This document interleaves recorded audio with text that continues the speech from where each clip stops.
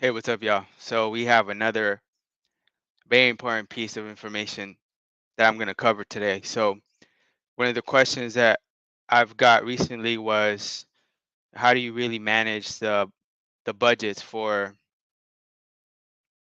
events and specifically tours where you have 10, 20, 30, 40, maybe more shows in a short period of time. So been thinking a lot about this, and the reason why I keep making this content is because it's so many different layers to uh, doing this correctly, and there's a lot of little details that you don't talk about it.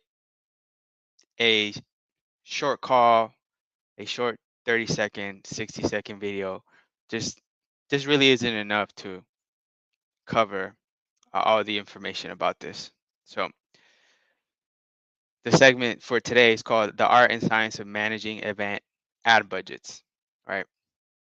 So getting right into it, typically what I recommend is taking around 10% of your expected revenue and put it into advertising. So some companies are doing more, some less.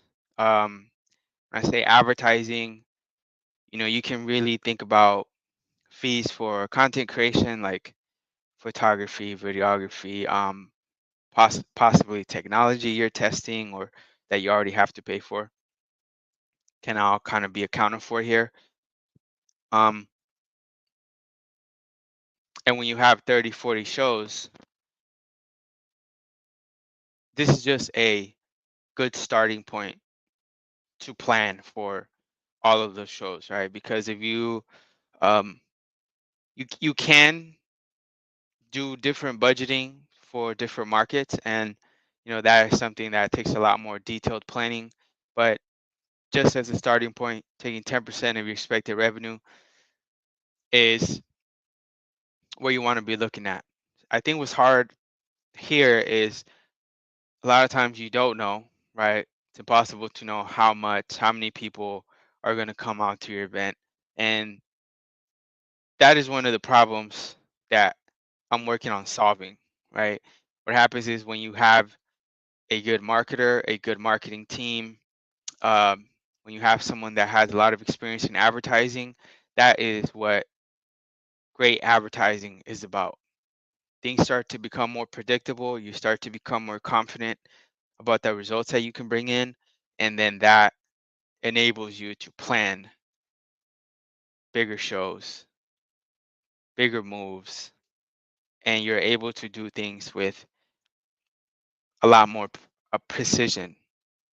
And at least that's been my experience in the touring space.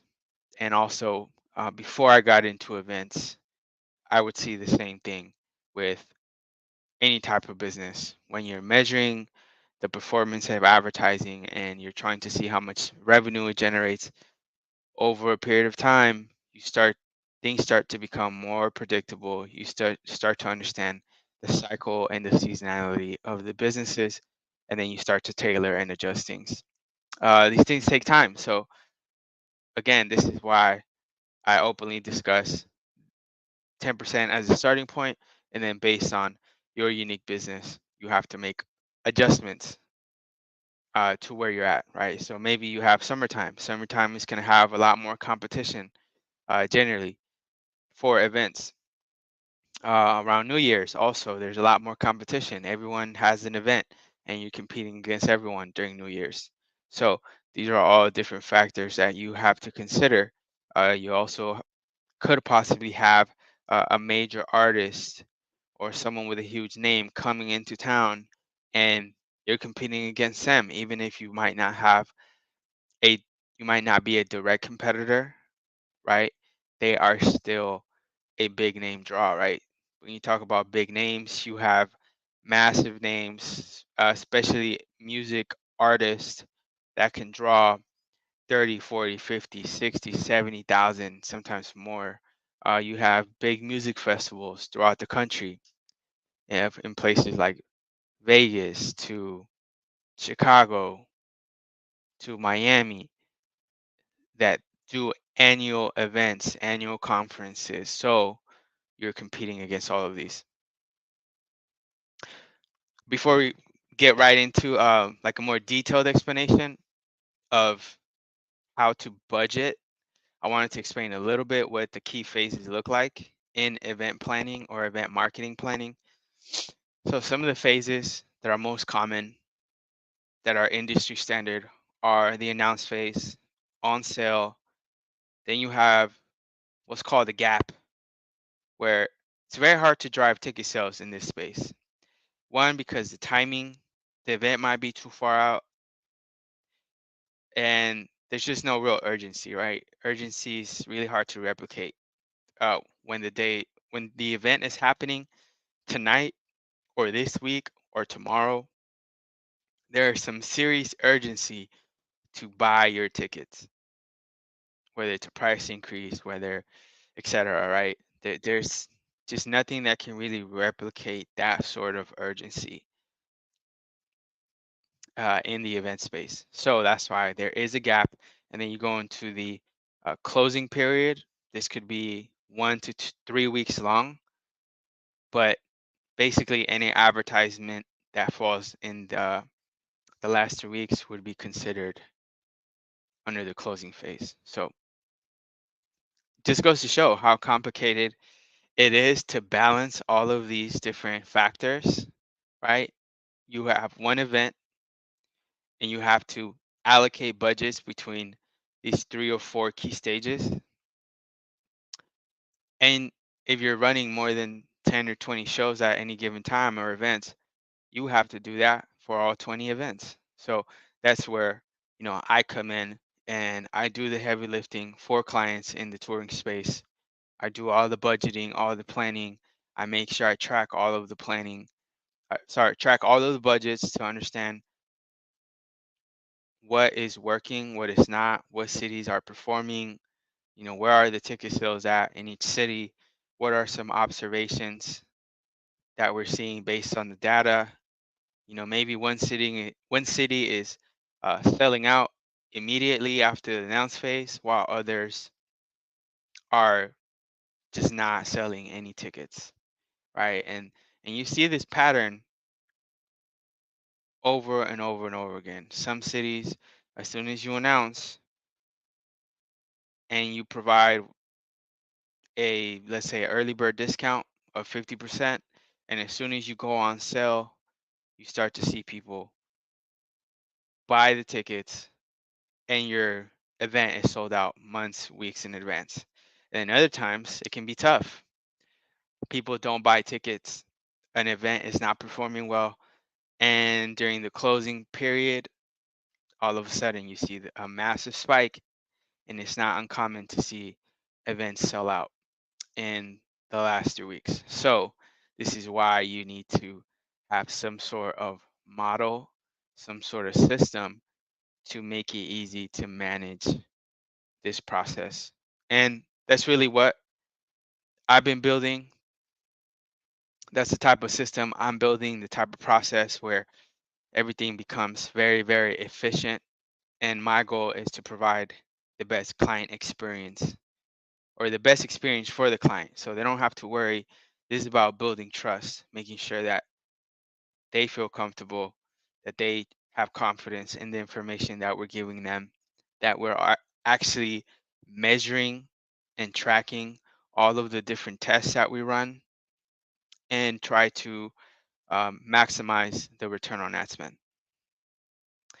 So diving a little bit into each of these phases, the announcement, typically you offer 50% off or an incentive to get people to give you their data or their information. So they opt into your marketing, and people can't buy tickets. This is just to maximize registrations, and they tap into your marketing systems. Then you go on sale. In this period, again, it could range, but I think a realistic goal is to aim to sell 40 to 50% of your ticketing inventory. Now, this might not be realistic for some, but I think it's a good goal to aim for, 40 to 50%. Again, this is considering that not everyone is willing to commit ahead of time, weeks and months in advance. It just doesn't work that way. Most Half of people are planners, and the other half, they're going to always do things last minute, and they're going to be willing to pay more, which is why sometimes early bird discounts are not effective and are not a blanket strategy for everyone, which is why you have these different phases in the event cycle. So the last phase is usually closing. So this is your last chance to get tickets, last chance to fill seats, and to get in front of people who are willing to attend events. This could be travelers in the city. This could be um, previous customers. This is why you want to keep growing your contact list, because they might not see your content on organic social media, and you have a direct way to reach them through email, SMS, and you always have to be growing that list, because people are going to opt out. Uh, People might not want to come back to your event for 1 year, 2 years, 3 years, 4 years, whatever that may be. But eventually they will come back if you left a great impression, a great experience. And there's a lot of reasons why they might come back to your event. But you have to be able to reach them effectively. So again, this is just talking about some of the foundations of marketing systems a bit here. We're talking about getting people opted in to email and SMS systems, and advertising, and you really have to have a holistic view. Even though I'm just covering advertisements and how to manage the budgeting, it's still very important to have a holistic game plan. So another thing to note here is things change. You have to be ready to move. This is why you have to allocate smartly between each phase, for each city, for each event, and leave some room for flexibility. Money's going to be needed around based on performance. That's where, again, what I'm looking at day to day, from event to event, I'm making adjustments to the budgets in real time. So, again, you have to budget wisely, you have to understand your audiences, and be ready to pivot. So, things have changed quite a bit in the past 2 years since the pandemic, as far as how people buy tickets, um, and people just becoming frustrated with the ticketing experience in general. So from the fees, etc., you have college students showing up to box offices to avoid uh, ticketing fees or venue fees and try to get discounts wherever they can. Understandably, I would say that the ticketing space is is going to go through massive disruptions, technology wise. You're going to have technology that improve the customer experience, because so many people have had bad experiences. There's a lot of middlemen in this space, and it has all the indicators of an industry that is ready to be disrupted. So, one thing I just always emphasize: always keep detailed documentation of what works in your marketing. I've worked in the agency space for a very, very long time, and the agency space is also filled with bad experiences, bad energy. A lot of times agencies don't provide documentation of what works, and it doesn't have to be really, really complicated documentation, but you have to do what you can to understand what works and what doesn't. You're investing a lot of money, a lot of time and resources into testing things. And if something doesn't work, you want to make sure you note that. Make sure you keep detailed record of the dates, so that maybe something doesn't work now, it can work in the future. And now you have a long history of understanding what really works, what your customers like, and this is going to help shape future marketing strategy. There's no other way to do it. Anytime that I have explored working with a client and they don't have detailed documentation and they've invested hundreds of thousands of dollars in collaboration with a client, sorry, with an agency, or possibly they hired a marketer, but there's no detailed documentation. It's almost like starting from scratch again. So all of the money, and there was no money generated, wasn't a great collaboration. Now you have to start from scratch again. So if you're looking for a marketing partner, make sure that you understand the documentation process. Ask them about it. Make sure that if they don't have a process, make sure that they get one before the collaboration starts, so that you get detailed records of what works, what doesn't, and so that it's clear for you to understand. So yeah, that's exactly what we're doing here. So when I work with clients who are in the touring space, and right now I'm partnering with non-artist touring entities, my goal is to be 1% better, focus on the client experience, everything from strategy, the way we communicate, um, making all those little adjustments to be better and make sure that they have the best experience possible working with me. That's what I'm aiming for. Uh, and then the last thing, I want to be an industry expert, and that is the niche I'm in right now, live events. So anything in advertising and live events, my goal is to be a trusted advisor in the space. And that is happening slowly but surely. So far with event partners, we've been able to help them generate over 250,000 ticket sales to date.